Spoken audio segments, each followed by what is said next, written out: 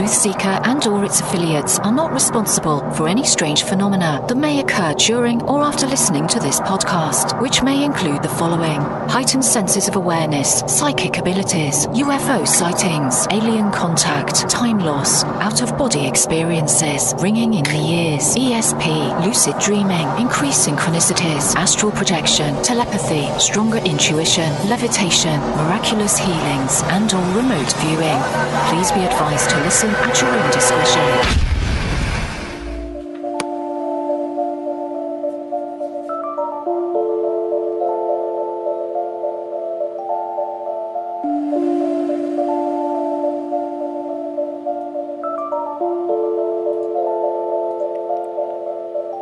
Won't you come and take me away? I just wanna be with you. Won't you come and take me away? To a place to walk on troubled seas, faith to stand when I don't believe. I just wanna be with you. Won't you come and take me away? I just wanna be with you. Won't you come? You are now locked into the TruthSeekah podcast. Gargoyles, psychics, everything's ungodly. Dark savage. Streaming live at TruthSeekah.com. She's not a Christian. Give it up, y'all. Your portal to the paranormal, esoteric, and all things spiritual. She's tampering in dark-sided stuff. And now, your host, TruthSeekah. What's up, ladies and gentlemen? I'm your host, TruthSeekah. We're back with another podcast. Thank you guys so much for hanging out with me this evening. We got an awesome show planned for you. It's been a while since I was able to talk to my guests who we're having on tonight, and I'm so excited to finally catch up. It's been a while. So before we get started, I just want to thank all the Patreons, everybody who is supporting my work and what I do over at patreon.com/TruthSeekah. And you can go there and you can support at any level. Anybody who wants to support what we're doing, you get access to hidden podcasts, new music, unreleased music, and you get access to my entire discography. So head on over to patreon.com/TruthSeekah. And there's different levels of giving. Anybody who wants to give there. So grateful and thankful for everybody who's been doing that. You guys are so awesome. So without further ado, tonight's guest, my good friend, Santos Bonacci. What's up, brother?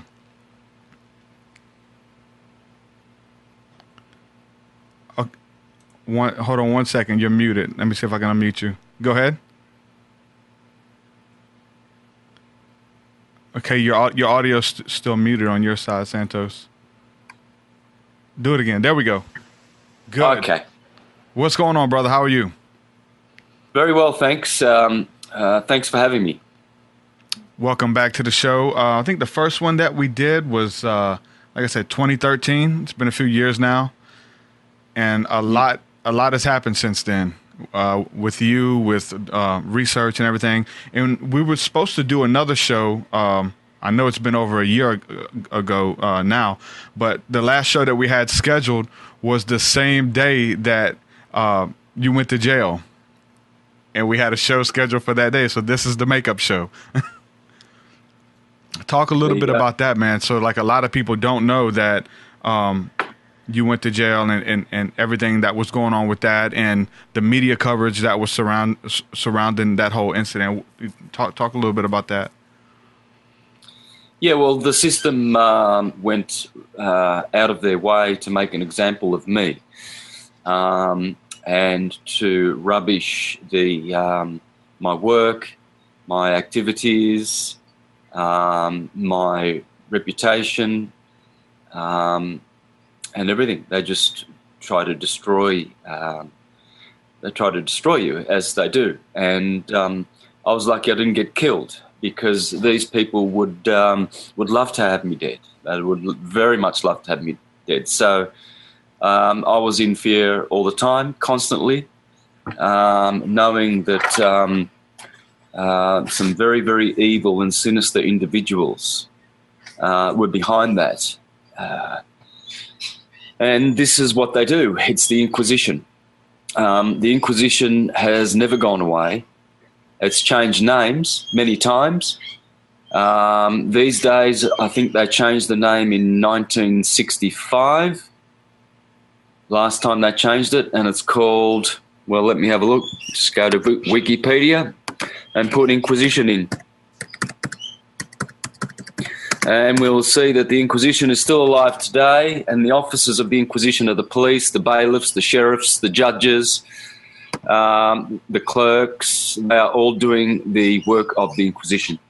There you go. In the third paragraph in Wikipedia, it tells you that the name of the Inquisition in 1965 became the Congregation for the Doctrine of the Faith. There you go, but it's still alive and well. And putting good people in jail. As Jesus said, the day will come when they will put you in prison in my name. For speaking the truth.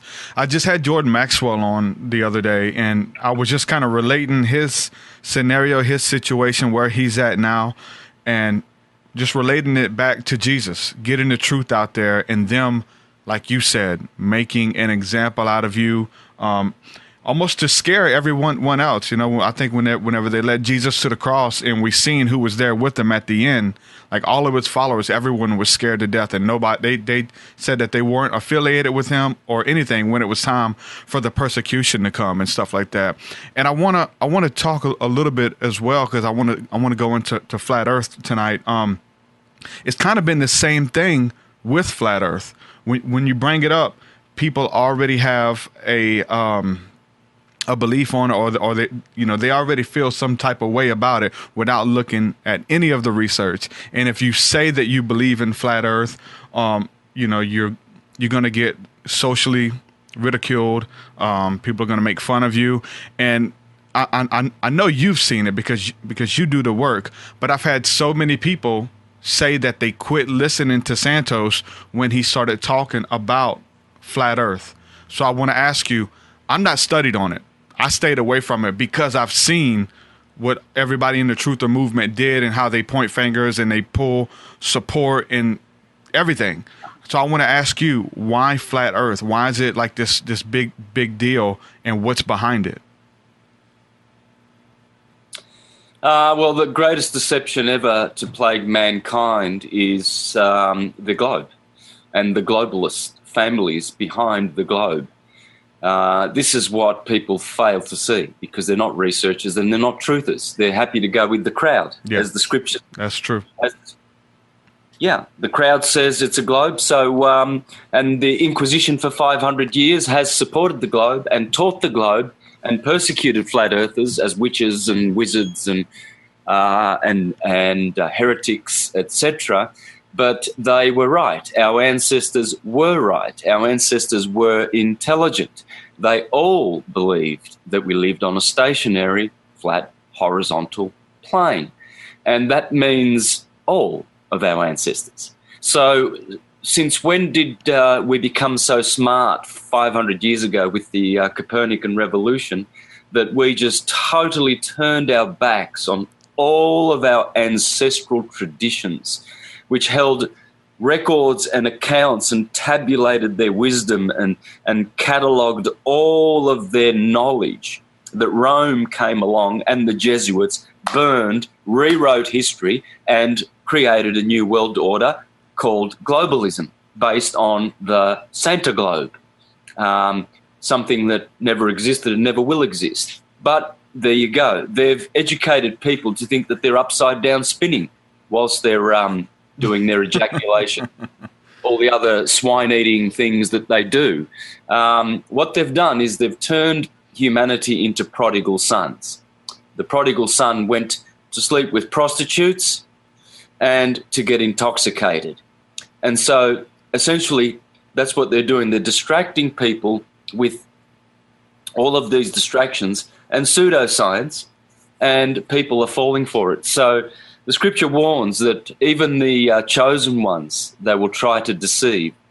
So the warning is loud and clear. We need to be very, very careful in these days.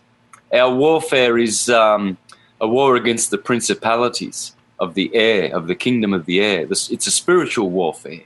And the Jesuits are masters of deceiving humanity. It's their globalism and the globe is their agenda.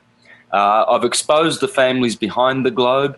It's the Farnese family, the Orsini family, the Borgia family, Aldobrandini, Pamphili, Colonna. Yeah, Colonna became Columbus. So if you're looking for the Colonna plantation in the Americas, District of British Columbia, the District of Columbia, British Columbia, the country in South America called Colombia, all of these plantations belong to the Colonna family.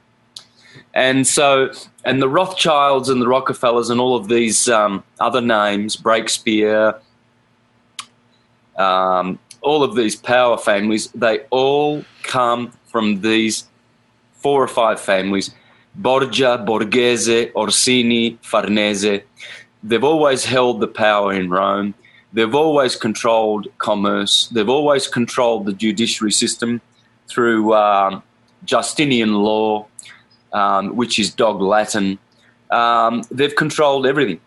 And they funded Copernicus the Jesuit, and they funded Newton the Jesuit, Galileo Galilei the Jesuit, and all of their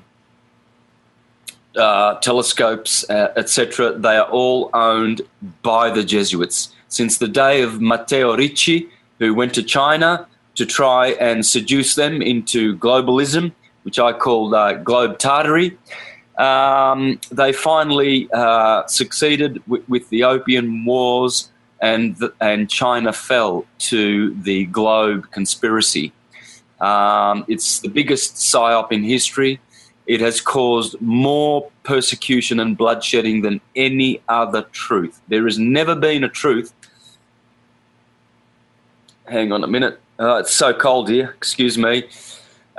There's never been a truth more persecuted than the stationary horizontal earth truth. The reason being is when you make a globe, you make a contained domicile for humanity. You contain them. You put limits on how far they can go. You can't go out to space because you haven't got the money.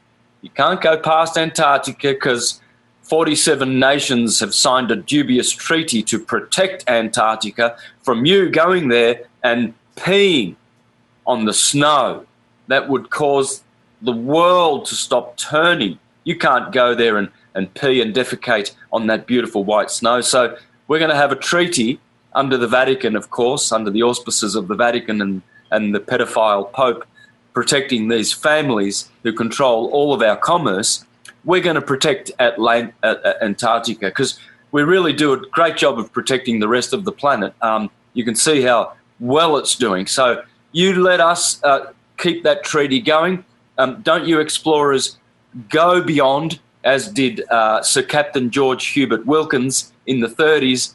He went 5,000 miles beyond Antarctica and discovered many lands, as he documented in his logbook.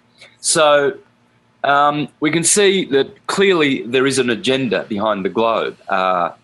Global economy, global governance, global religion, which is the Inquisition under the Catholic Church and the Holy See, global warming, and all of these crocs that have been invented by pedophiles, as the globe psyop is, for stupid, upside-down spinning idiots, which they call useless idiots and useless eaters. Hence, they are spraying chemtrails over them to kill them because they are useless eaters. If they can believe they're upside-down spinning on a dunce globe, methinks they are more than useless eaters. Yeah.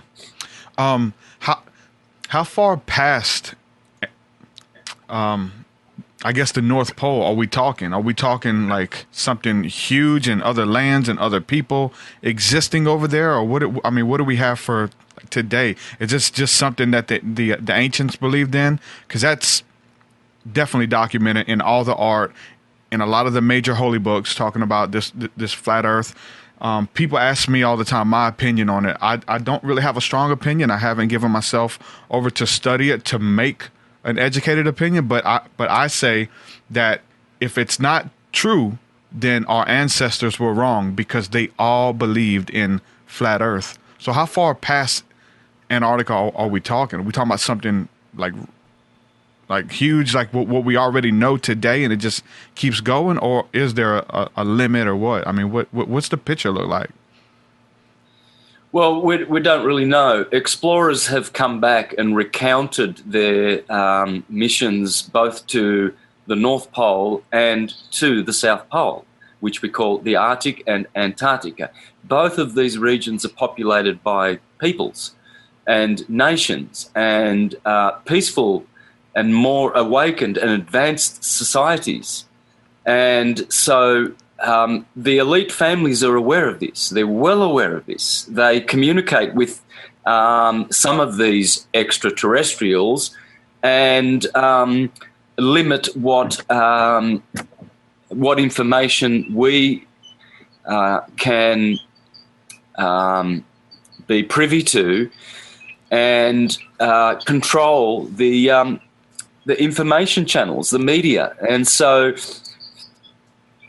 many people are waking up to this. Many people have read the accounts of voyages and expeditions that have been conducted in the North Pole over the hundreds of years, especially Swedish, Norwegian, Russian accounts. Many books have been written by many explorers who have been to lands beyond Greenland, beyond the Arctic Circle, up to the 80th parallel, where there is abundance of life. Whereas in Antarctica, there is no life beyond the 55th parallel. So you see, the South Pole is truly very, very different to the North Pole. They're totally two different creatures. And science knows this.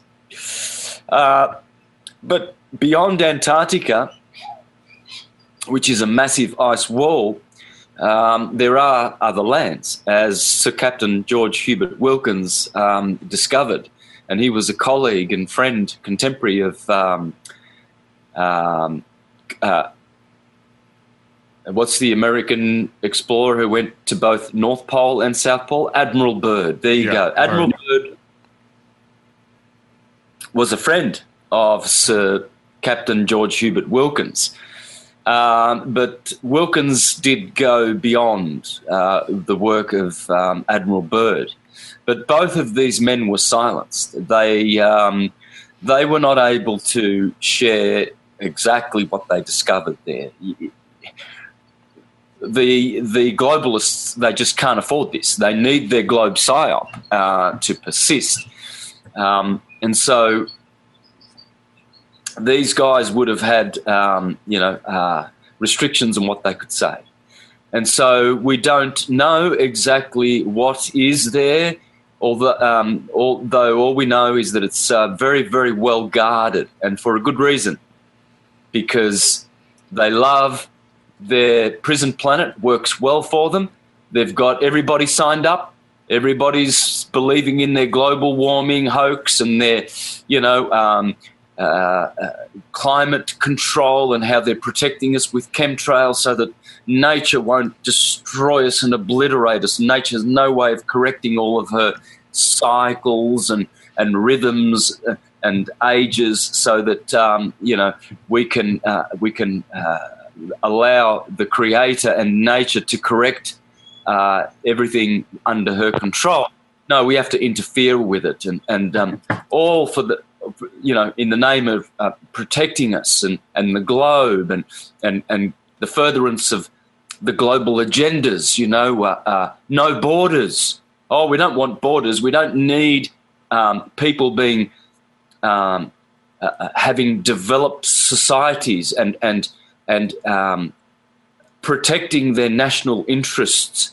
We don't want that. We want to tear down national borders, a la George Soros and the globalists, so that there is no more national identities, and everything's just a homogenized global religion where the Pope can protect you forever because there are terrorists out there. You see, terrorism, the war on terrorism is just the Inquisition. It's once it was called the Crusades, then it became the Inquisition, then it became, the doctrine for the holy faith, then it became blah, blah, blah, Now it's the war on terrorism. It's the Inquisition. Mm-hmm. A lot of Christian scholars, a lot of biblical theologians are now coming out back in flat earth, saying that the prophets and the people of the Bible believed in it, and there's tons of scriptures that refer to it and point back to it. What are some of the key ones that are mentioned in the Holy Bible that stand out to you? Oh, there's millions. Isaiah, let me see if I can remember Isaiah. It says, your work at the firmament, your handiwork of the heavens is glorifying the Creator, the firmament. And so it's repeatedly talking about a firmament. Interesting about that, as they know that there is a dome-like structure that the stars are embedded in, which are above our heads. It's a fact of reality, and the ancients knew this, and they protected this beautiful wisdom. Genesis 1:14, and God said, let there be lights in the firmament of the heaven to divide day from the night. Genesis 1:6, let there be a vault between the waters to separate the waters above from the waters below. Amos 9:6, the one who builds his upper chambers in the heavens and has founded his vaulted dome over the earth. He who calls for the waters of the sea and pours them out on the face of the earth. Psalm 24:2, for he founded it on the seas and established it on the waters. Proverbs 8:29, when he gave the sea its boundary, so the waters would not overstep his command, and he marked out the foundation of the earth. These are just some. I mean, I'm just flicking through a presentation. I can read tens of them from the Quran. Yeah. I can read the Bhagavad Gita. Let's see. I want to grab some really good ones. Here's Rujah of Omar Khayyam. He is Islamic. He says, and that inverted bowl we call the sky, whereunder crawling copped we live and die. Lift not thy hands to it for help, for it rolls impotently on as thou or I. The Sumerians, the boundary between the primeval sea and the earth, a flat disk, was a solid vault, within which was the gas-like atmosphere. The stars, planets, sun, and moon were embedded in this solid vault. Anaximenes, the great Greek philosopher, described the heaven as a felt cap that turned on its head and the stars fixed to the surface like nails. Here's Job 37:18. Hast thou with him spread out the sky, which is strong and as a molten looking glass? Yeah, the Hebrew cosmology. Isaiah 40:22, he sits enthroned above the circle of the earth, not the sphere. A circle is not a sphere. Like a circle coin is circular. It's round. Like a disc. Exactly. So, the earth is round, but it's not round spherically, circularly. So continuing in verse 22, and its people are like grasshoppers. He stretches out the heavens like a canopy and spreads them out like a tent to live in. I mean, I could go on. Psalm 19:4, this is the scripture that Werner von Braun has on his tombstone. The heavens declare the glory of God. There is no speech, nor are there words. Their voice is not heard. Their line has gone out through all the earth, and their utterances to the end of the world. In them he has placed a tent for the sun, a tabernacle, which is the bridegroom coming out of his chamber. It rejoices as a strong man to run its course. So, the heavens declare the glory of God. What is that? The firmament. 1 Chronicles 16:30, he has fixed the earth firm, unmovable. Unmovable. Psalm 104:5, he established the earth upon its foundations. So there's some foundations under the earth. So it will not be made to totter forever and ever. What does that mean? Well, the earth will not be made to totter. It doesn't move. This is why there are seismic instruments that can detect the movement of 1/10 of a millimeter of the earth. How can that be? If it's supposedly orbiting around the sun at Mach 88.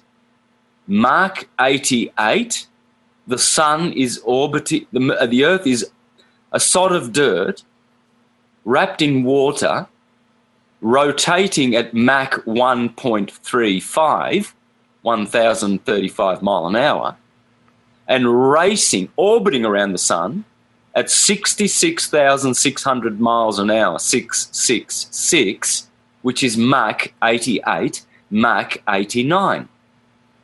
Have you seen any pilots under the G-forces of Mach 1 or 1.5?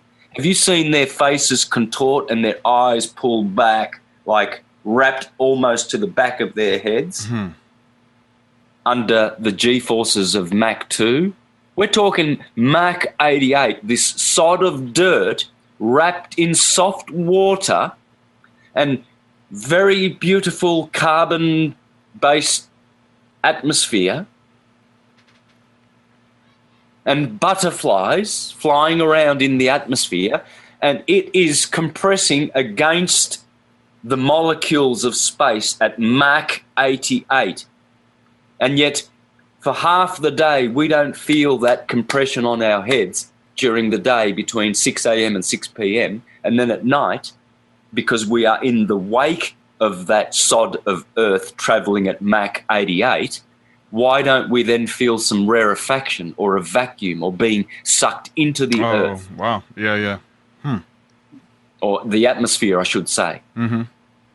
We're talking Mach 88, and that's just one of 4 movements that the earth supposedly is making, and yet seismic instruments can detect 1/10 of a millimeter of movement of the earth, and the alarms go ding, ding, ding, ding, ding, ding, ding. Yeah. Now, how much is 1/10 of a millimeter? That's about the breadth of a bee's willy. Yeah. And yet, supposedly, we are orbiting at a thrusting, pulsating, hurtling rate of Mach 88. Wow. It's fascinating how people buy that BS. Another one I think they throw out there, so they say, okay, if the earth is flat, if we're living on a flat earth, what's with the planets, the spherical planets that we see in the night skies? And NASA and all of this stuff. What's going on with those things? Are they spheres, or do they exist? I mean, what are we looking at? Well, they appear as spheres because of our spherical eyes and how everything is decoded by our eyes. But the ancients knew what they were.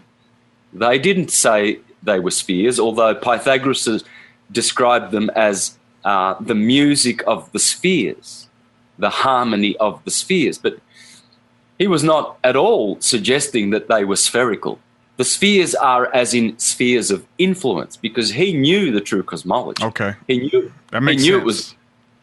Yeah, he knew it was geocentric. He knew they were discs, as the Egyptians described the moon, the lunar disc. The sun disc, yeah. The sun disc. Yep. Even in the Bible.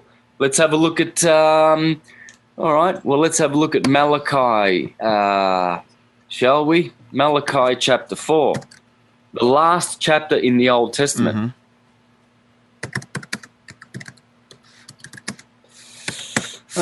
So what do we got here? Malachi chapter 4.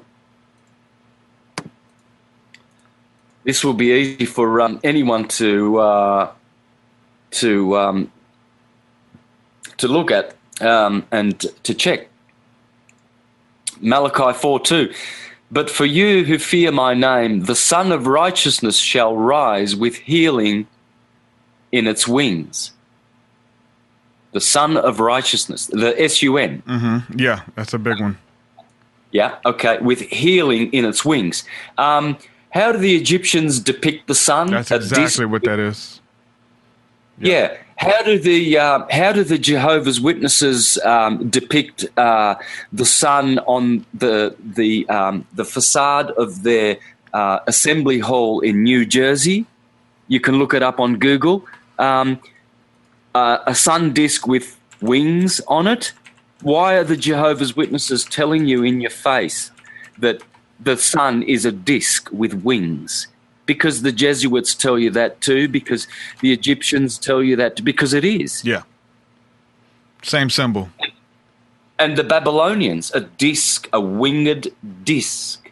And what are the wings? Well, the wings, if you look at the sun is just a condensed rainbow. It's golden light or white light, because all of those 7 refracted colors of the rainbow are condensed in the sun, and the sun is the one that emanates that electromagnetic spectrum of colors, violet and red, infrared, ultraviolet, and everything in between. And so therefore the sun is the winged, the Aboriginals here call it the rainbow serpent. In America they call it Quetzalcoatl, Viracocha. It's the winged disc. Hey, just a tick. I can hear someone coming up the driveway. Okay. All right, I'll take it for a second. Go ahead. Yeah, so yeah, you're good. So I got some people in the chat room wanting to call in. Yeah, the phone lines are open. We will be taking your calls if anybody has a call for a question for Santos or myself. You guys can do that. The phone lines are open. The number is scrolling across the top of the screen, and it's in the description, but it's just so you guys, so it's 724-444-7444, and the call ID number is 78643. Push pound.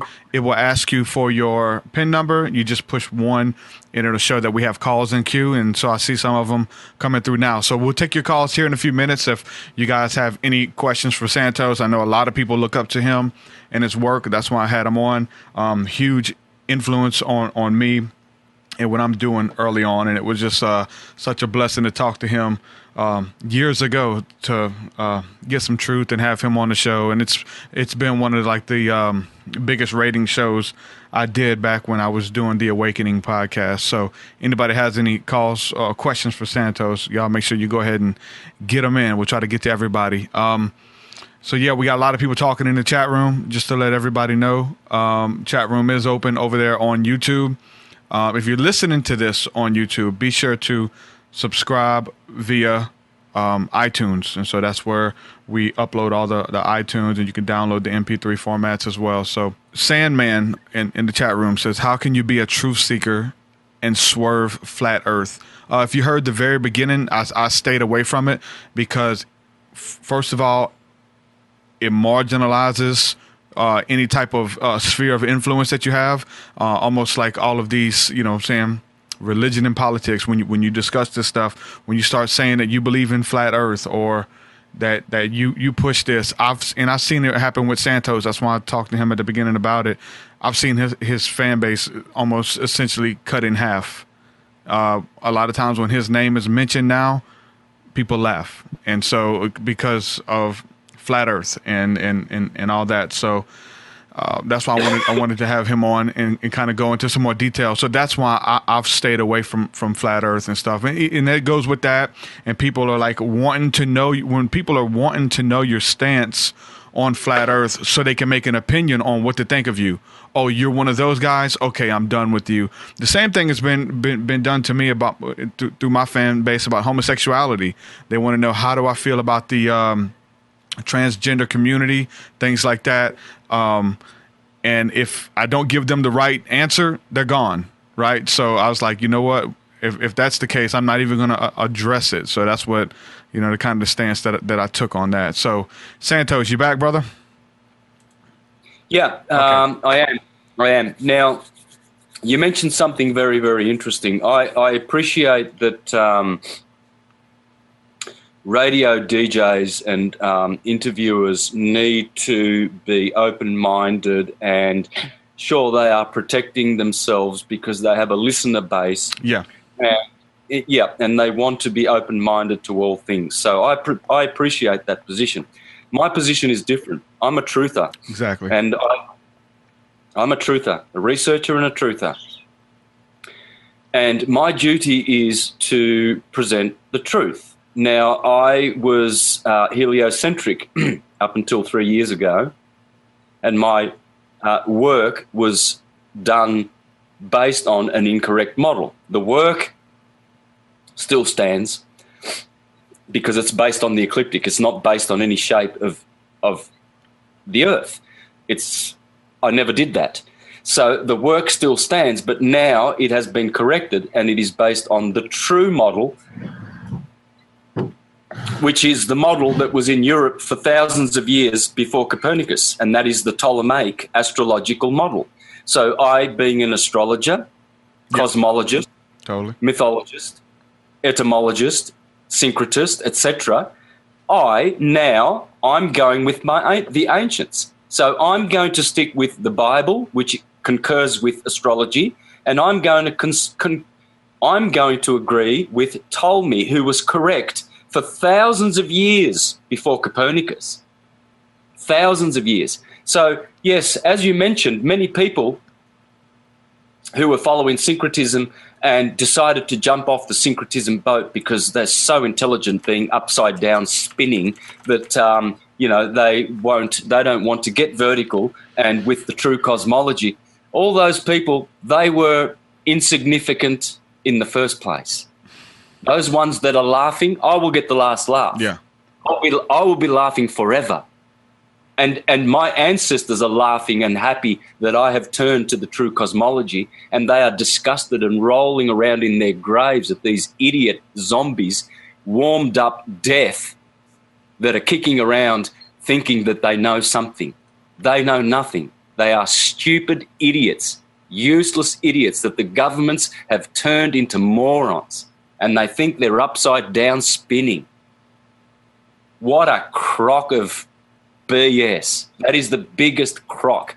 Everyone is vertical. Your senses tell you are vertical always.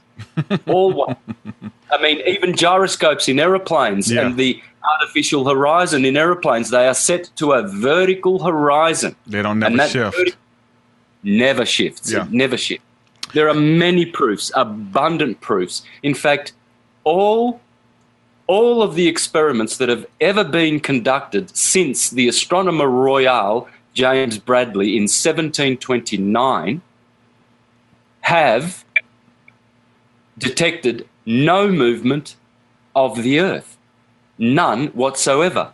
We've got 150 years after James Bradley, the Astronomer Royal, George Airy, he conducted his telescope experiment and he failed to detect movement in the Earth. Hence they call it the Airy's failure. And then Michelson-Morley, Michelson-Gale, Sagnac, Marconi. Marconi proved that the Earth is stationary. His colleague, Pierluigi Igina, you can see him on YouTube. He was a colleague of Marconi for 10 years. They proved with two antennas that the Earth is stationary. One is an antenna that reaches up to the sun and collects the solar rotating energy field, and the other goes down into the Earth to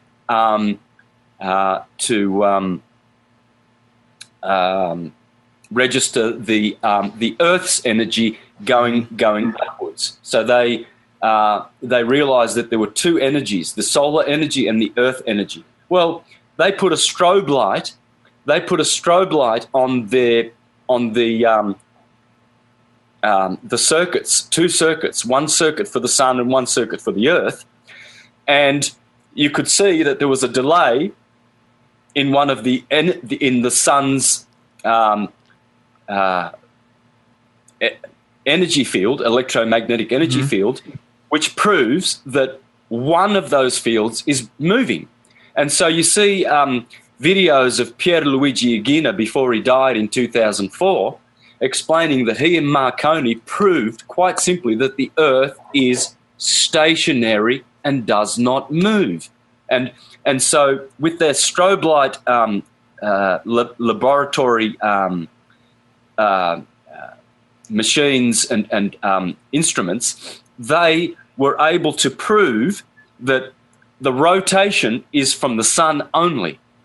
And another thing that Pierluigi Iguina did was he was able to show the sun at night to the mayor of his town. He had all the important people of his town come to his laboratory, and he showed them all. And he was very proud of this, that he was able to show them the sun by night. Now, how can you see the sun by night if it's on the other side of a globe? See, the sun never, ever, ever is under the globe. It is always above the flat, horizontal, stationary Earth, rotating. And this is the point. The point is that we have science on our side.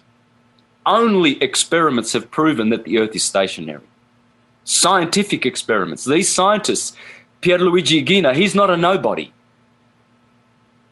Marconi, these are not nobodies. These are men who have proven conclusively, and yet we have Einstein with his one quote. I have come to believe that no experiment, scientific experiment, can prove the movement or has detected the movement of the Earth.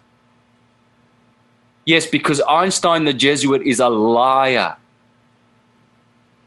And all of these CGI images, they all come from the Jesuit-owned astronomical field. And so they control the information, they control the globe, they are the globalists because they protect the Farnese family and the Orsini family. Farnese, Pepe Orsini is the grey pope, okay? People need to understand this. The Orsini family have wielded the reins of power in Rome for thousands of years, okay?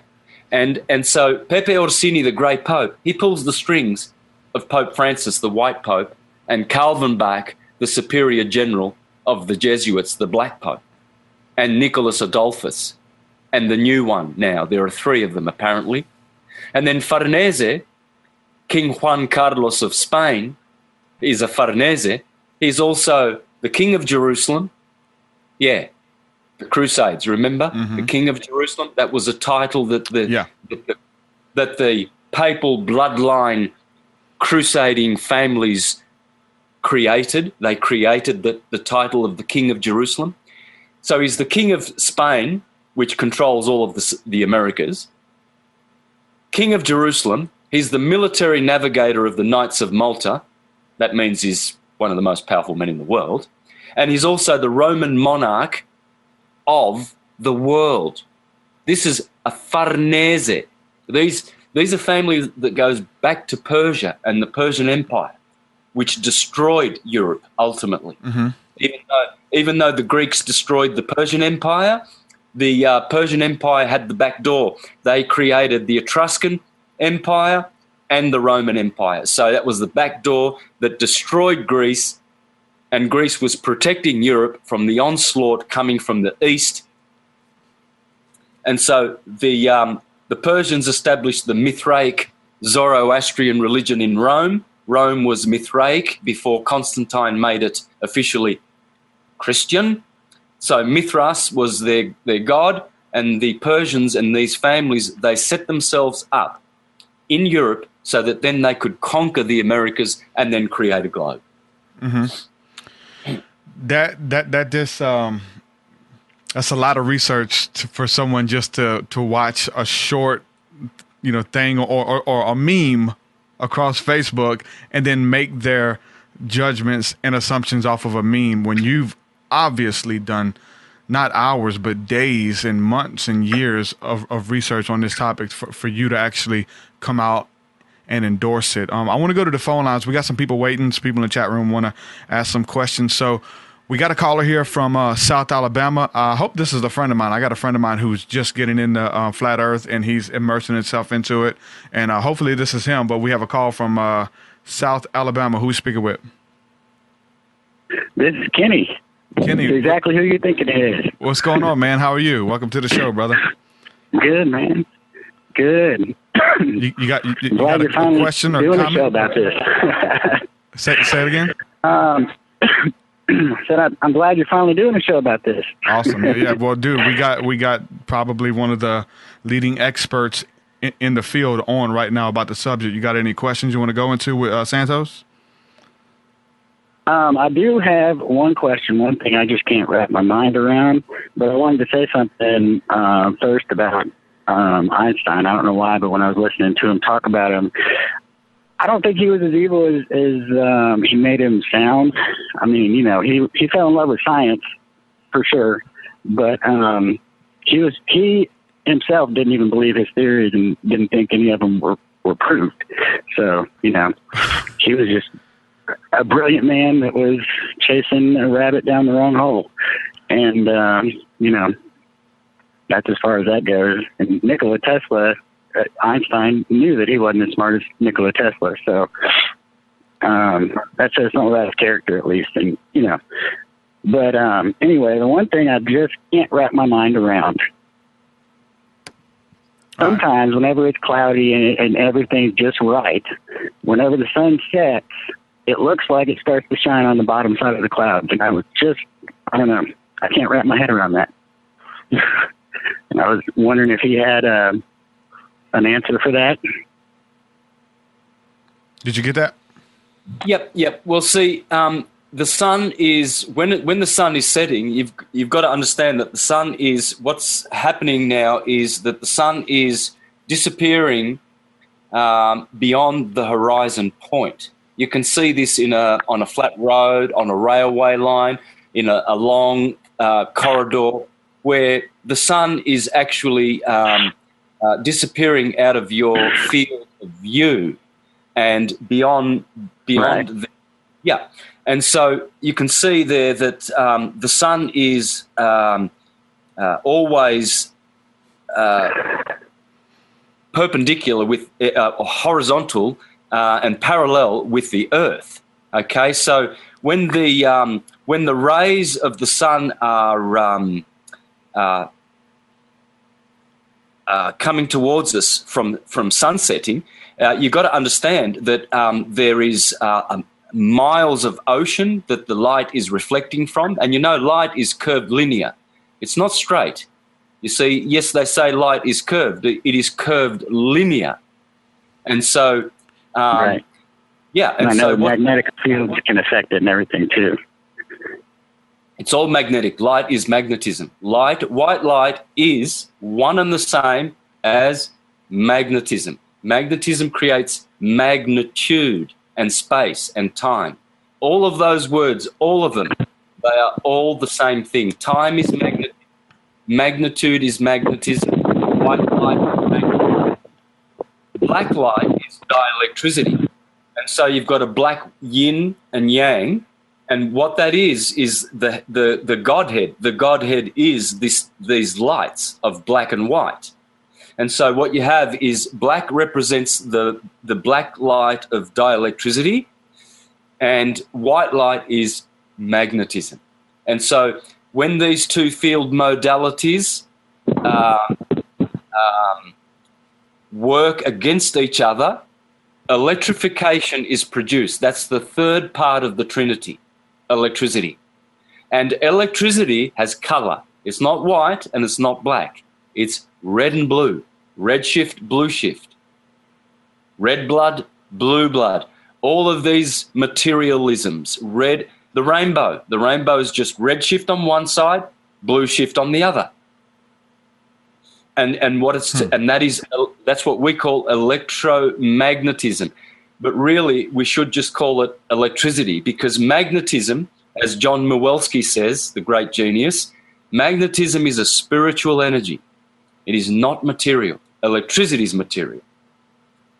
because the electrical wave, the electrical wave is the transverse wave, you see, and that wave is curved linear as it projects and propagates itself and then eventually disintegrates. Whereas the longitudinal wave, it's unlimited. It never disintegrates. It's God's force. And so the light tricks, you see, the sunlight as it comes through the atmosphere, it's going to shine under the clouds. That's an amazing phenomena, how that happens. So what you can see is that the sun is really a projection up there in the vault of the heavens or in the firmament. And so its distance is in relation to your eye at all times. Okay? So when it's at the meridian above your head, that could be only a few hundred miles above your head. But when it's setting along the horizon, now you're stretching a few thousand miles into the sun. But, Kenny, you there? Yeah, I'm here. Okay, it's like somebody screamed or something. Did you hear that? That's my daughter. She was asking for a piece of ice. The little ones. I remember the last time me and Santos had a discussion. There was little ones in the background then, some years ago. But yeah, man, do you have another question, Kenny? No, that was pretty much it. I kind of figured it was something like that. And I saw another theory on light that the noble gases, the gases that are the lightest and up at the top of the atmosphere already are the same lights that they use for neon signs and stuff, like argon especially. But as the sun passes through, he was also saying the sun's electric. It's an electric force, and that's why you see it, the different colors. But argon just happens to glow sky blue whenever, it's electrified into a sign and everything. And the magnetic currents, you can bend the light into any shape you want to make it. And there's definitely electromagnetic currents going all over the place in the magnetic field of the Earth itself. And the highest altitude balloon videos and stuff that I've seen with the sun way out there where you can still see it, but it's like a pinprick of light. The whole horizon is still shining this bright blue color, even with the sun being that, far away and visibly smaller than what light should be able to make that much light. I mean, it's crazy. It's like God really did create light, and then he put the sun in it. Yeah, argon is the 18th element in the periodic chemical table, and 18 is 666, and R backward is Ra. And also argon is Argus, which is the boat, the Ark of Noah, because it is the carrier. It is the carrier of the nitrogen and oxygen that is in the air. There is 78% nitrogen and 20% oxygen, and then the remaining 2% are 1% argon. Argon is the boat. It is the connecting element of all the elements in the universe. Argon is the most underrated. Yeah. And so that's probably why we use it with our welding machines at work, because it helps the bonding of the other elements together. Yeah, and everything is syncretic. R is the way we say the letter R, which is the 18th letter of the alphabet, 666. Argon. You see, it has to do with that number as well. See, the letter R has to do with radiation, the transverse wave. That's why it is evil, because it radiates. Ra. Ra in Hebrew is evil. In Egyptian, it's the sun. So how can the sun be evil? when you put these two things together, because that's how syncretism works? Well, because it radiates an electromagnetic transverse wave, which is inferior to its source wave or pulse, which is the longitudinal standing scalar wave. And so the sun is a transformer from the scalar energy to Hertzian energy, which is inferior because that wave, as I said before, the light travels curved linear, and it creates all of these illusions. It's the master of deception, this transverse wave, because our eyes, and so therefore electricity becomes Baal, which is the false god. You see, because Baal deceives us with this transverse wave. Our eyes pick up the frequency of that light and deceives us, because we see everything in reverse with our eyes, even our image in the mirror. And so, in effect, we have our greatest friend, the sun, which illuminates our eyes so that we can actually see and work things out, is actually the deceiver at the same time, because the way it reveals nature is in reverse. And that's what Pierluigi Aguina says.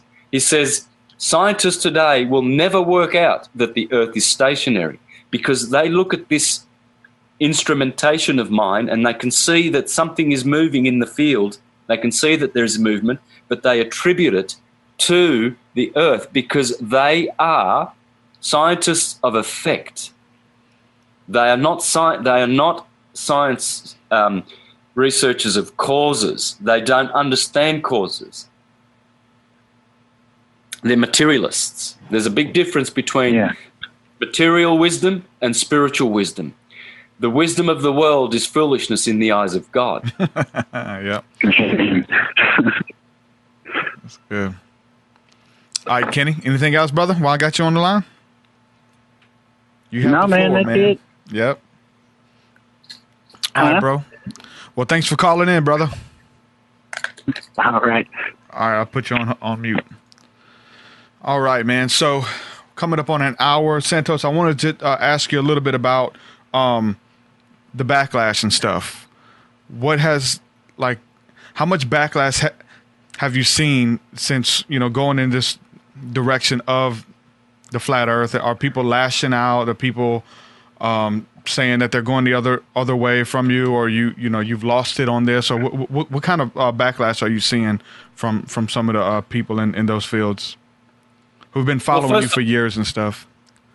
Well, first of all, if I were to consider anything from these people who are naysayers, I would never have done work in the first place. Exactly. Syncretism would never have been released because I had detractors from the start. My astrotheology has been laughed at and ridiculed from the start. Nothing new. My position on the vegetarian spiritual diet has been laughed at by a truckload of dead corpse eaters. So my work on astrology has been laughed at by churchgoers because it's astrology is from the devil. My position on geocentrism has been laughed at, and all of these ones who are laughing, do you think they are significant or have any relevance in anything at all whatsoever? They're laughing people. Laugh, laugh, laugh, laugh. They're debunkers. They are people who don't have possession of their own minds, so that when someone actually speaks like Jesus, when the crowds went and the Pharisees to listen to Jesus, they went back and reported to the chief priest, no one has ever spoken like this man before. The things he says are different. Yeah. You see, when syncretism speaks, it speaks truth, absolute truth, like none of these truthers out there can even contemplate. So so I look at the ones who fell off the syncretism boat when I went geocentric, and those are the ones that I would have pushed off further down the road. I I would have made them walk the plank into the shark-infested waters anyway, just for the irritation that they were to me.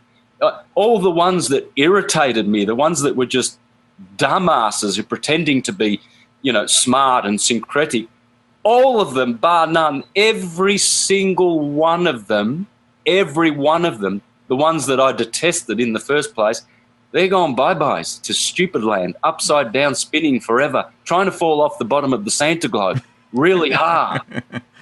And only the intelligent ones like you and your friend online, all the beautiful ones that I loved and respected in the first place. The ones that matter, yeah.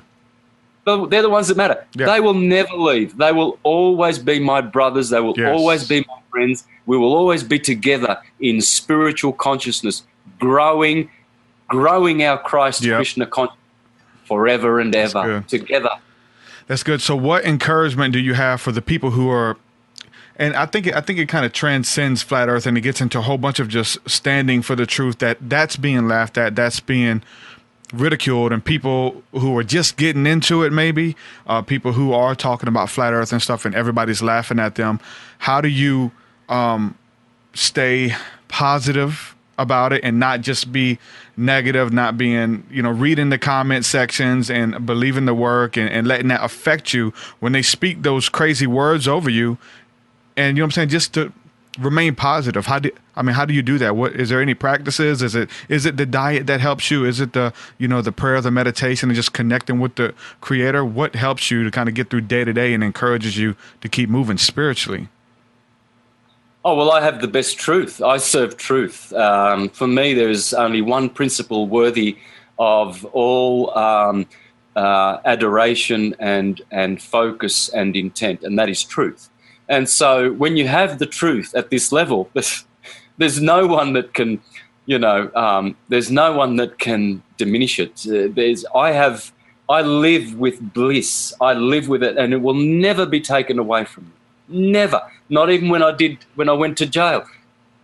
I was always sustained by the bliss of knowing the truth. So these people, these ones that are laughing, the reason they're laughing is because they're hurting inside. Yeah. Because they know they're stupid and they can't defend. They have no defense against their globe psyop.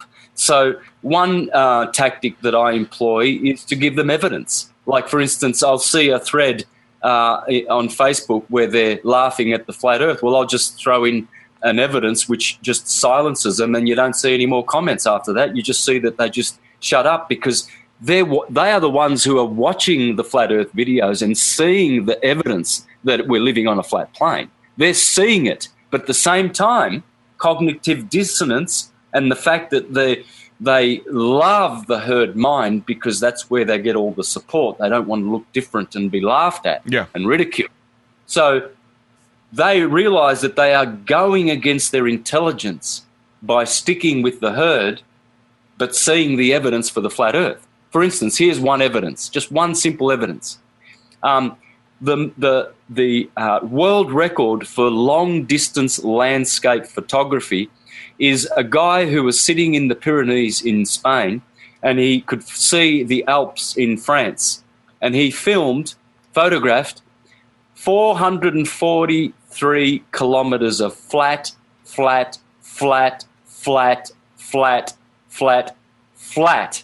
earth. He filmed Pic Gaspard in the French Alps, and you can see the Mediterranean Sea in between the Pyrenees and the Alps, and you see a flat, perfectly flat Mediterranean Ocean, and then you see the mountain. You don't see it sloping away after 400 kilometers. You actually see the mountain, the base of the mountain. Here's the camera in the Pyrenees in Spain, and there's the peak of the mountain right up at your eye level. The bottom of the mountain flat, everywhere flat, at your eye level. Where's 400 kilometers of slope? Those mountains should never, ever be seen from Spain. You should never be able to see anything at all on a globe at all whatsoever. Not even the tops of the mountains dipping below some curve. You should not be able to see them whatsoever from the continent or from the country of Spain. And yet you can see all of the mountains, all of the Alps, France, lifted up right to your eye level, and sure enough, the guy is elevated a few thousand feet. Regardless, even if he was at sea level, there should still be half of that mountain, if not all of it, hidden away from the curve. Yeah. So you can go to the internet and you can punch in world record landscape photography, and you can punch in the word PIC, P-I-C, Gaspard. Gaspard ends with a D, but it's not pronounced in French. Gaspard.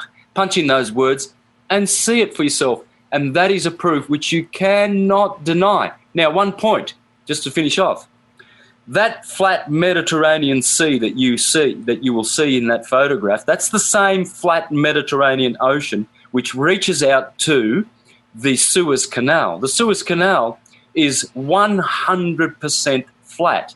How do we know? Because the engineers, they tell you that when they carved it out, they made a flat arbitrary datum line, and they carved it out to that flat line for 120 miles. When they opened it, no gates, no sluices, no locks, flat, 120 miles, should be about 7,000 feet of fall. And then when they opened the canal up to the water, well, lo and behold, it didn't overflood, it didn't drain, because imagine if 120 miles of Suez Canal at the top of the globe, well, it would be constantly drained if we were living on a globe. Think about it. And yet, Yeah. it didn't flood, it stayed level. It stayed level, it went out hundreds of miles into the Red Sea that way, hundreds of miles all the way to Greece and Italy in the Mediterranean Sea the other direction. And there you see that beautiful photo of Pic Gaspard, 443 kilometers of flat stationary Earth. You can't argue these things. That's what shuts the upside down tards in an instant. Yeah. I'm going to have to check that picture out. We do have some more calls here. I'm going to go to the phone lines. We got a call from northern New Jersey. Who we speaking with? Caller from northern New Jersey. All right. So we got user Donaldson. What's up, Donaldson? Hello, caller.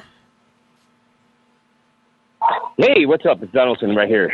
Hey, what's going on, man? You got a question or comment for Santos? Man, you know. Oh, absolutely, Santos. It's a pleasure. First of all, I thought that was your voice, and I said, "Wait a minute, I gotta chime in." Santos, do us a favor, would you please? My name is Donaldson Flowtime on Facebook, but also Donaldson on TalkShoe. And I don't have very many shows out there, but everybody knows that I give hell to people who are basically relying on contradictory theories and ideas. Okay, I give hell. Why? Because I'm an analyst. That's all I do is legal research. But I also see the spiritual side to the legal connection. Okay, and I've seen the manipulation firsthand. And so my question to you is regarding the moon and the eclipse. Okay, and I've heard some theories, unless you guys already discussed this. I've actually heard them mentioning, some people mentioning that it's possible that it wasn't really the moon that actually passed the front of the sun. Is that true? Yeah, of course. Of course it's true. How do we know that? Well, because at every new moon, the moon should be occulting the sun. If it is a rock in space, which it is not, then at every new moon for 2.25 days, we should see the sun and the moon together. But again, astrology comes and saves the day. The mother of all sciences teaches that when a planet, any planet, Venus, Mercury included, comes within 15 degrees of the sun, you can't see it. It becomes blindsided. The sun, it's called under the beams of the sun, or I use the expression in my astrological parlance, under the rays of the sun, because that's what these guys taught us. They taught us that when the moon comes within 15 degrees of the sun, you can't see the moon. You will never see the moon. And if the moon was going in front of the sun, we would have an eclipse every 29.49 days. Every time. Because let me just get a whiteboard and illustrate what I'm trying to say. Okay. Hey, man, you want to plug your show one more time while we got a second?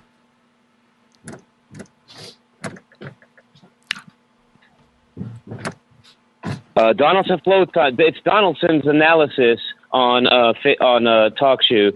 So it's 141792. I got just a few episodes on there, but I also have Donaldson Flow Time, where I upload a lot of pertinent content regarding now time prophecy, but also legal analysis. But Santos, I think I yield the mic to you. Okay, guys, there's the sun. Okay, 15 degrees. Anything that comes within 15 degrees, which is 30 degrees, one whole zodiacal sign, guys. One whole sign. This is why you'll never see the moon conjunct the sun. Now, this is the ecliptic of the sun. The sun does not go above the ecliptic, nor does it go below the ecliptic. This is called declination. Okay? Now, okay, right. As it goes along the longitudinal lines in the sky, this is called right ascension. Ra. Okay? Right ascension of meridian. Ram. So, when the moon is coming near the sun like this, when it's waning, you guys see this, don't you? Yep. You see the banana of the moon. Yeah. And then when the moon actually goes into the 15th degree, all of a sudden there's no moon. You can't see the moon until the new moon. And then in Islam, they rejoice when they behold the new moon, this crescent of the moon. Then they begin they stop their fasting, right? So this is the point. Declination, the moon can wow. The moon can only be 5 degrees positive declination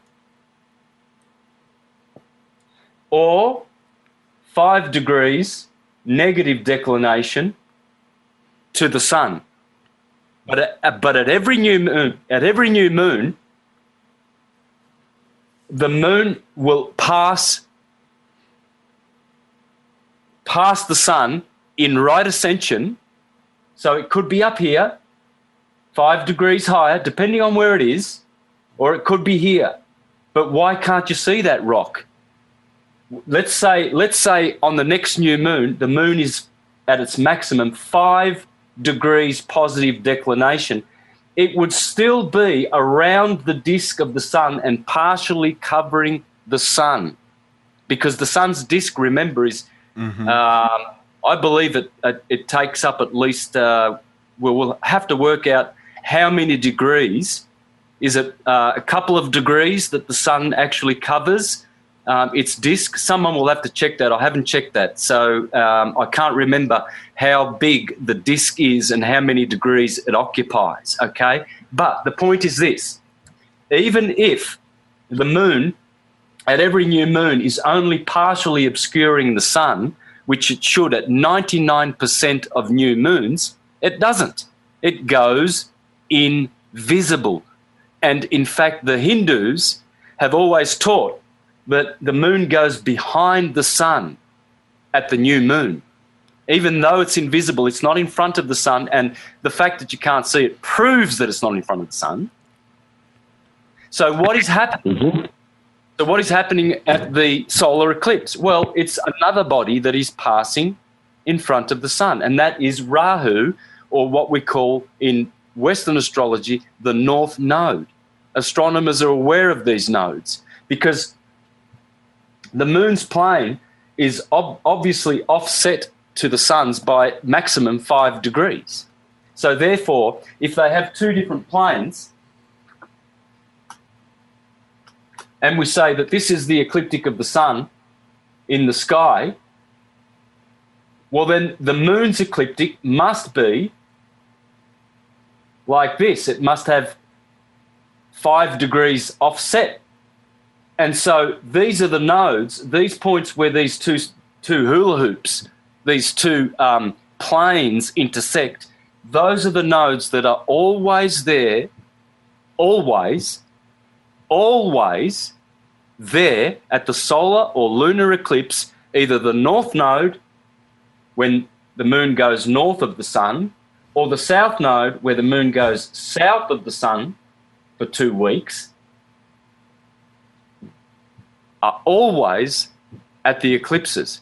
This is something that cannot be ignored. It cannot be ignored. At every eclipse, Rahu or Ketu, the south node or the north node, is right there within 4 degrees. And I'm talking every single recorded in the history of the universe. Every one of them. Bar none. Never, ever has there been an eclipse of the sun or the moon when either of those bodies were not within degrees of these nodes. It's the nodes. It's definitely the nodes. And so it's a combination of the three. It's a combination of the moon going behind the sun. Remember, she's invisible when she's this close to the sun. Okay, so the moon will be going like this, invisible for 2.25 days, invisible. How does the sun have the ability to make completely invisible this rock in space that is way closer to us, millions of miles closer to us, and yet you can't see that ball for 2.25 days? And then when you do, you see this thin little slither of light, so faint and scintillating, like it's glorious. It's absolutely glorious to see the moon after the new moon, because the amazing fact that you can't see it for 2.25 days is just staggering. And heliocentrists and globies cannot provide any explanation for this phenomena. They cannot. And if they do, they will look ridiculous. Is that symbolic for the death and resurrection as well? The moon going behind the sun like that, or not being able to see it anyway, and then coming out on the other side, being new and reborn, down. You know what I'm saying? Down for 3 days as well. Same thing, right? Yes. It's Jesus saying that I will in 3 days' time, this temple will be rebuilt. Exactly. Yeah, because the temple is the moon's cycle, waxing and waning. That's her temple. Because the moon, the menstruator, the controller of the female menstrual cycle, this is the ovaries of the solar system. The moon is the ovaries of the solar system. It is known to the ancient waters and to astrology that the moon is the ovaries. Souls come into this plane through the moon. They depart through Saturn. But the moon is what is the only thing that can attract souls to this plane, because she's the ovaries. And the fact that a woman also harmonizes with her cycles. As the moon wanes, the woman is fertile. As the moon waxes, the woman becomes very, very fertile in that week before her own full moon cycle, you see. And the woman has the lunar cycle in her womb. Every month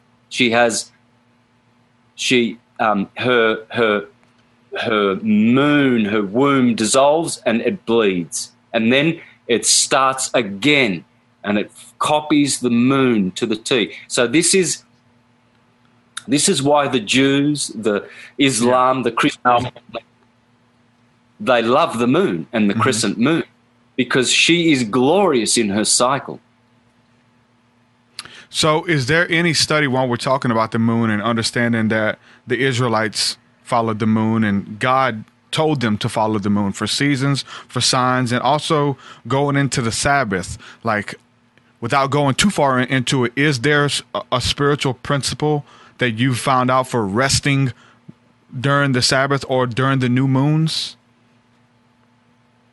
Well, this conjunction that happens monthly is very sacred. It's the most sacred observance in all religions, all of them. The new moon is a new beginning. So if you trace the ecliptic through the 28 lunar mansions, you'll find that at every moon, the first day or the first 13 degrees of the moon departing from the sun, that energy is the energy of Aries. Everything starts in Aries, all cycles. So for 2.5 days, 60 hours, the moon will be figuratively in her Aries part of her cycle. Then for the next 60 hours, another 2.5 days exactly, the moon will be in Taurus energy, symbolically. Then, and so for every cycle, she goes around her own zodiac symbolically, because all waves do this. All waves start at Aries and finish in Pisces. They go like this. And that's it. All Taurus fields, all waves, all energy, thought forms, emotion forms, particles, if you want to call them, pulses, everything that happens starts at Aries and finishes at Pisces. Aries is here and Pisces are my 2 feet. Your body is astrological. Everything is. Yeah, as above, so below. Yeah. That's the definition. A caller from New Jersey. Are you on the line with us now? Yeah, can you hear me? Yeah, what's up, man? You got a question or comment? Yeah. No, I've got both, actually. I've been listening to Santos for a little while, so I wanted to say hi to him and, tell him that, appreciate the work he does and everything, the way he gets everything out, it's a good thing. So my question was regarding the moon, okay?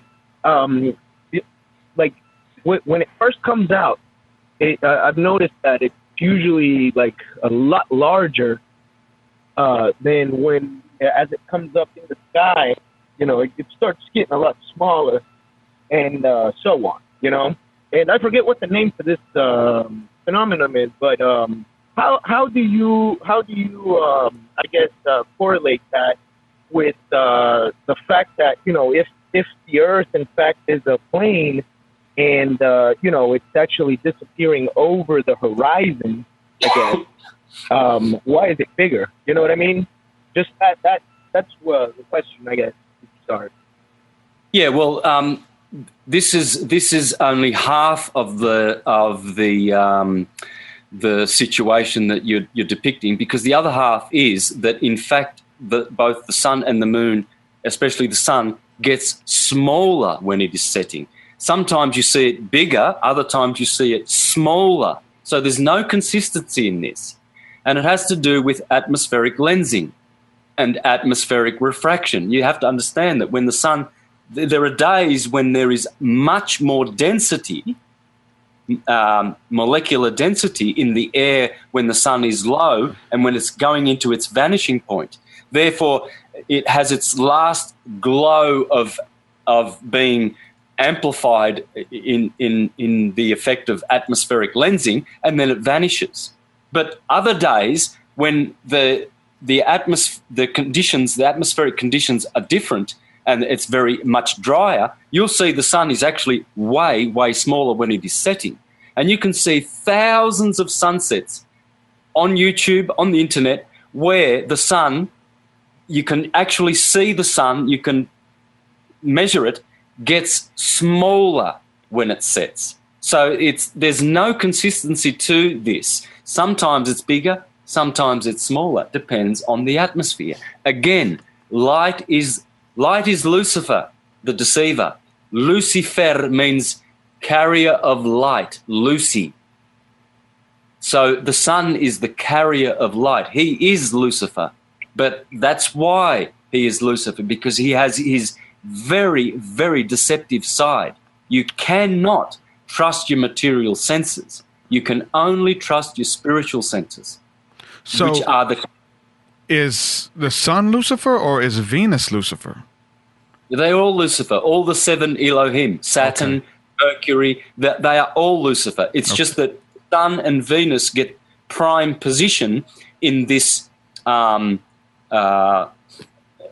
this title, you could call it, or this name, Lucifer. But Venus is also one of the 3 Lucifers in the sky, because there are only 3 bodies in the sky that can cast a shadow, and that is the sun, the moon, and Venus. No other body can cast a shadow on this plane other than those 3 Lucifers. It's deep. I didn't even know there were 3.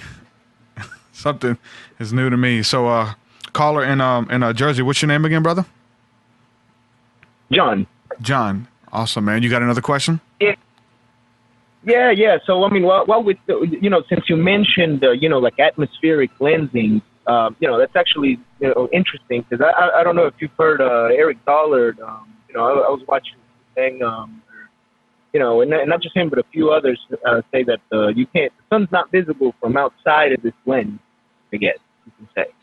So the actual image that we see is I guess you could say made by the atmosphere. So then, my other question would be, if light is able to bend, I've heard a lot of people kind of explain this, because I know that there's been several occasions where they've taken pictures of like you say, like what would be a flat plane, something where the curvature doesn't count for, but they say that it would if you factor in that light is able to bend, because of that atmospheric plane. So that's kind of 2 questions wrapped up into one, but I mean that's the I guess the concept. You got a question out of that, Santos? You actually asked kind of a couple.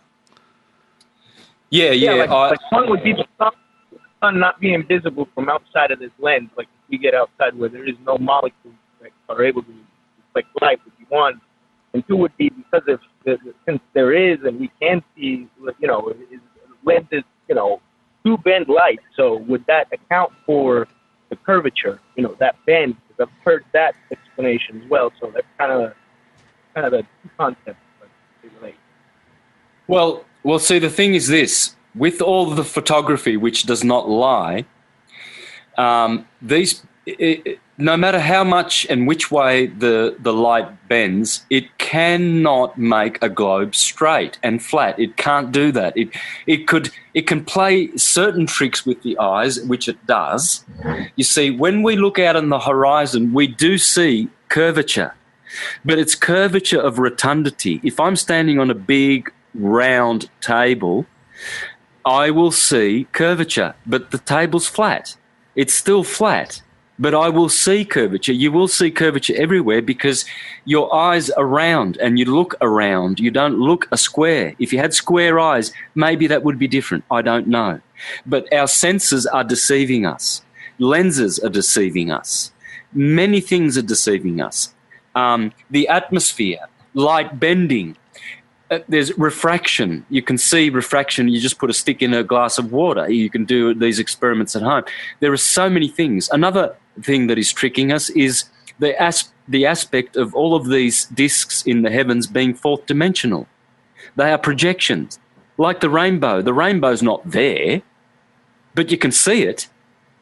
It's projected out there. But the guy standing next to you, only 10 meters away, he can't see it. Why? Wrong angle, proving that the rainbow is not there physically. It has no substance. It's an effect. It's projected on there like you project something onto a screen. You project a picture of a mountain on a projector screen. Well, the mountain's not there, but you see it.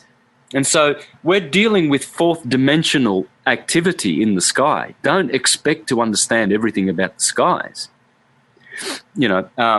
But the other thing is that being invisible is another interesting fact, because a lot of these guys who go out, high into the Earth's atmosphere, because you can't go into outer space, you can't pass the dome, the firmament. It's solid for all intents and purposes, as far as we can tell.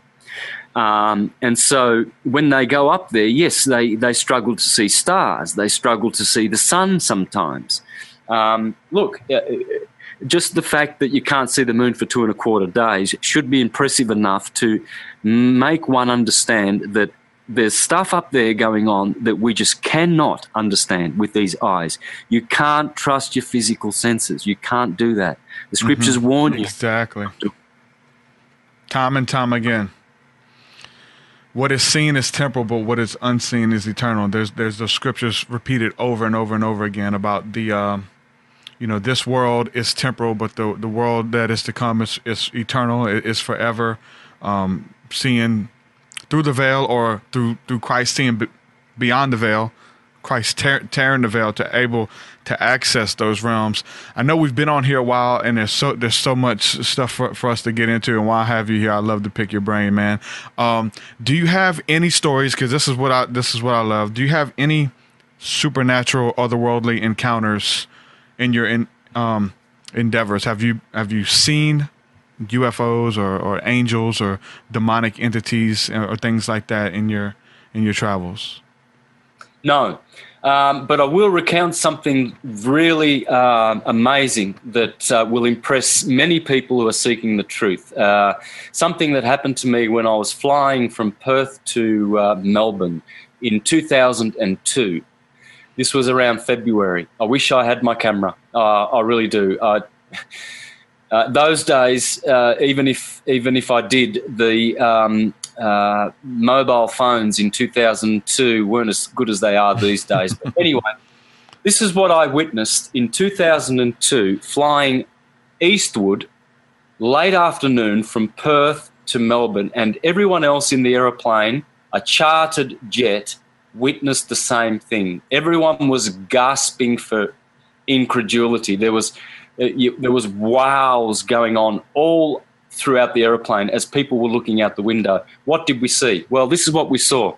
In front of me for 180 degrees was pitch black darkness in the east, where the sun had already long disappeared. Behind us was the setting sun in Perth, and it was broad daylight. Mm-hmm. It was just the most amazing things that we saw, the delineator of the sun's light. We actually witnessed the limit of the sun's light. Now, the sun was still up. We can't be on a globe, guys. What we saw was, you look out your windows and everything from that mark, from my perfect perpendicular right to my perfect left, everything was black, pitch black, dark in front of us, in front of the plane, as we're traveling eastward. And everything behind us, sun setting, was broad daylight. It was like a twilight, but it was still daylight. You could see the contours of the mountains, everything. Now, on top of that, there was a rainbow perfectly flat from 180 degrees all the way behind us. On the light side behind us, there was a rainbow on the horizon of the earth. And it spanned quite a few degrees. It wasn't just a very compressed rainbow. It was a very fattened out, broad rainbow. And it was, so if you imagine this cup, and so we are here, and we're here flying eastward, and everything in front of that spoon, I put a spoon there, everything forward that way was black, and everything facing me behind was broad daylight. And the rainbow started here and went 180 degrees all the way on a flat earth, because you can't get a rainbow. You cannot get a rainbow. Let me try and paint what I saw. Let me try and depict what I saw. So we've got half an arch. We're flying this way. Everything here is black. The rainbow was on the horizon all the way around, a perfect rainbow. It was so brilliant. It was not hazy. It was brilliant, brilliant. And it was along here, the rainbow, all the way 180 degrees. If we were living on a globe, impossible, impossible. That's flat. And that was thousands of miles that way and thousands, or well, let's hang on. Let's reduce that to hundreds. Let's say 100 miles that way and 100 miles that way. There was a rainbow all the way sitting on the horizon going up into the sky. So in other words, it was a vertical rainbow. It has to be, of course, but I just have to stress this. Behind us. That's what I witnessed in 2002. And at the time, of course, I was a globie. I had no idea how to put two and two together. Now, in hindsight, when I remember that experience, I realize that we can only be living on a flat plane. And the fact that I saw the delineator of the sun's light proves to me that the sun's light is limited. It's not traveling 93 million miles. That is a crock. The transverse wave cannot travel more than a few thousand miles because it disintegrates, just like the transverse wave of sound. If I whisper like this, it's quite possible that if you stand at a distance to your computer, you won't hear me. But why? Because the sound wave disintegrates. It's a transverse wave. It's inferior to the longitudinal wave.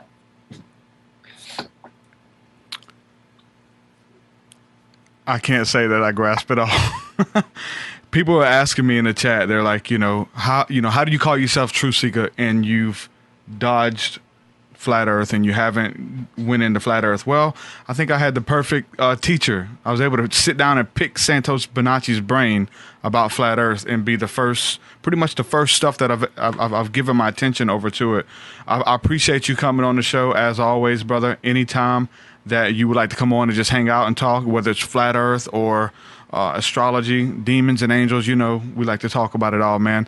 Brother, thank you so much for everything that you've done, everything that you're doing. Your work means so much to so many people.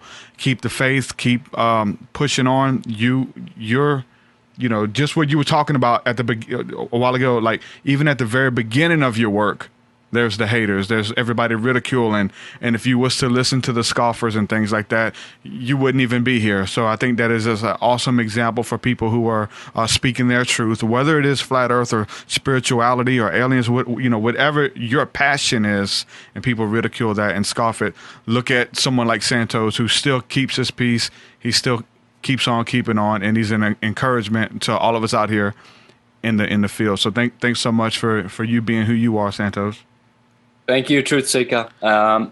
It's been a pleasure, and I'd like to thank the listeners and encourage them to serve truth. Truth will reward them with great riches one day. Set you free, right? You shall know the truth, and the truth will make you free. If you want to get free, know the truth. Find out what that is. Just quick before we go, are you still playing music? Daily at home. So that's how you keep your peace, right? The music, man. Yeah. No doubt, definitely. Music is sonoluminescence, healing. Yeah, it is. I think, and I know we talked about that a little bit the first time, talking about how, music heals people, and even like in the scriptures, how those demons that Saul had upon him, when David would play the stringed instrument over him, those evil spirits would subside, man. And music has played a huge part in my life, and that's awesome. You're still doing it daily, man. True. So with that, I'm gonna say thanks for coming on the show, Santos, and peace and shalom. We'll have you back on soon, brother. Thank you. All right, shalom, shalom, peace. There you have it, ladies and gentlemen. Santos Bonacci, the man himself. So why haven't I studied flat earth? Why haven't I given myself over to it? I let the man himself come on the podcast and school me on it. a lot of stuff, man. A lot of that stuff makes sense, dude. And I tell you what, way over my head. I didn't even talk much. I'm just listening, soaking it all in, right? That's what you're supposed to do. Listen, soak it all in, and then make your assumptions. I think after a presentation like that, and for those of you who are listening on iTunes or one of the podcasting apps, if you go find the video, this is one where I will encourage you to go back to the video where Santos actually pulled out the whiteboard and he showed you the breakdowns and stuff, which he's awesome at doing. And so very well spoken, very well studied after his craft and what he loves and holds near and dear to his heart. And I will say that it's so cool that to see how everything fits together. Like he's still referencing back to astrology. Like it's still a part of his work. So people in the chat and people I've talked to over the years, they're just saying like, how did he get into flat earth? How did he, quit seeking truth and get into flat earth type? The people make these comments, right? But it's always been a part of his work. If we look at astrology, astrotheology, that's always been a part of his work. So hats off for him doing what he's doing. And so there's still like the ridicule and stuff in the chat, and people asking, why have you strayed from flat earth? Why haven't you, being a truth seeker, went to the truth? And truth is leading everybody to flat earth. You got to cross that line. Like eventually, I finally did a show on it, right? And had the best on here when it comes to that. So my thing is this. I did not touch it from the beginning because I seen what it was doing to people. I seen what happened to Santos when he started talking about flat earth, and I've seen your comments. I've seen the ridicule, and it's not that I'm scared of the ridicule or I'm scared to split the fan base or whatever the case is.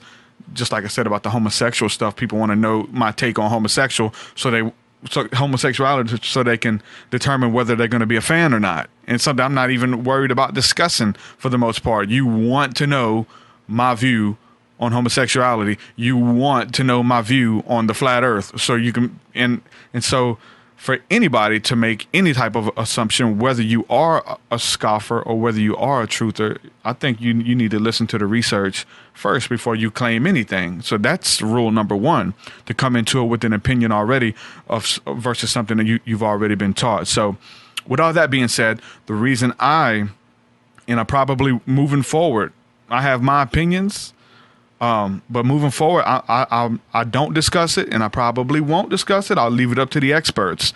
I don't discuss it because I personally like to discuss things, and I find more peace and more fruit in discussing things that help us spiritually. That's my calling. My calling is not to get to the bottom of flat earth, things like this. It's spirituality and what can help us get through the day. What can we apply to our life? Not a conspiracy, not a theory, or just digging, but what can we find there, apply it to our life, and it'll help us get through the day, make us better people, make me a better father, make me a better husband, make me a better friend, those type of things. That's what I love to give my attention to.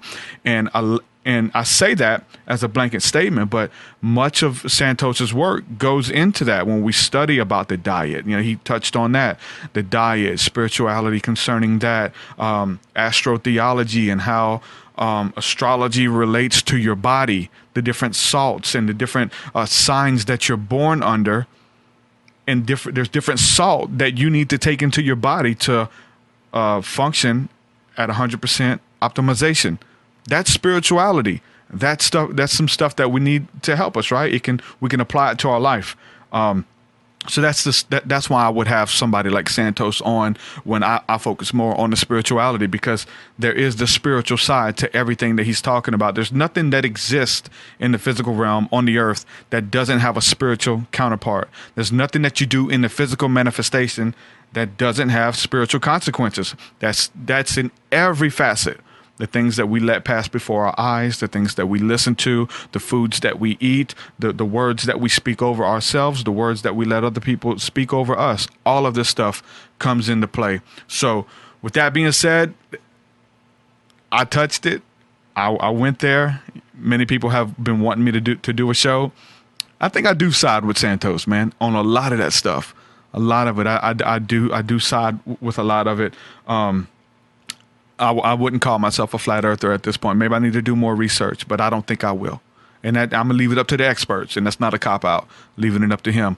So with that, I'm going to say peace and shalom. I thank everybody for coming on and hanging out.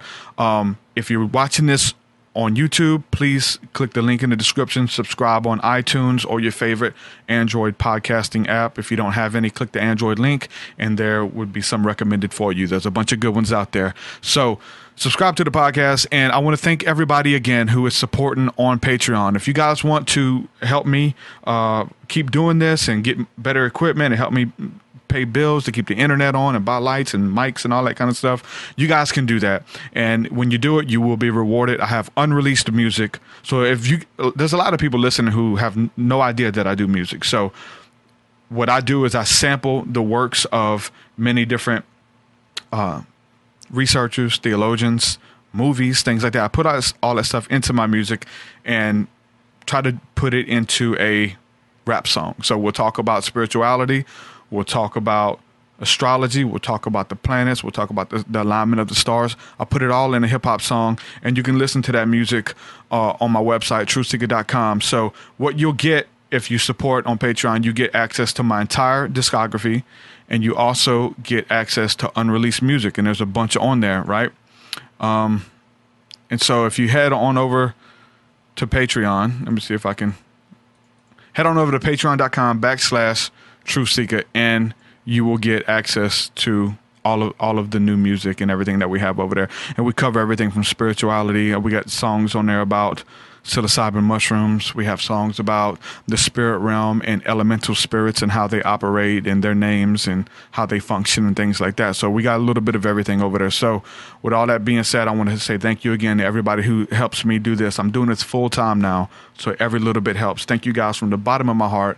I love you guys so much, and we'll be back this week. I think tomorrow night, this is funny, right? Tomorrow night, we have somebody who is a critic of Santos's work.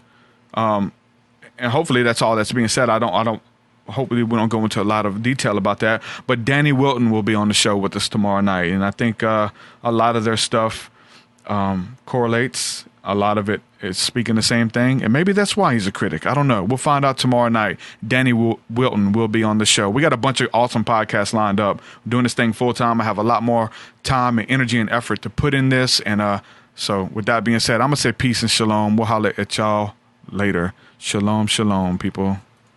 Your way so much higher than mine, so much higher than mine, so much deeper than mine, so much deeper than mine. Well, that does it for this episode, folks. To hear more episodes of the TruthSeekah podcast, head over to TruthSeekah.com. And if you're wanting to support the show and get rewards, go to our Patreon page at patreon.com/TruthSeekah.